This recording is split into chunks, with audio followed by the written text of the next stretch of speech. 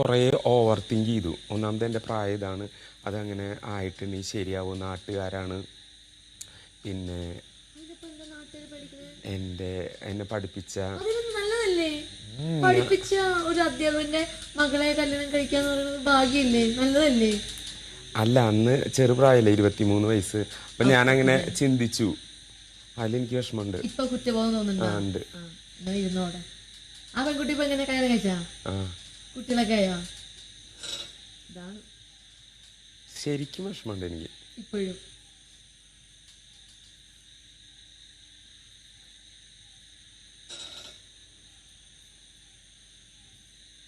നമ്മളൊരിക്കലും നമ്മുടെ ജീവിതത്തിൽ ഇങ്ങനെ ഒരാളെ കൊണ്ടുവരണം, അല്ലെങ്കിൽ നമുക്ക് വേണ്ടെന്ന് നമ്മൾ നാട്ടുകാരെ നോക്കാൻ പാടില്ല. എന്തിനാ നാട്ടുകാരൊക്കെ നോക്കണേ? നാട്ടുകാരാണോ ചിലവിന് വരുന്നേ? ഇപ്പൊ കുറ്റബോധം തോന്നില്ലേ? അത് പറഞ്ഞിട്ട് കാര്യമില്ല.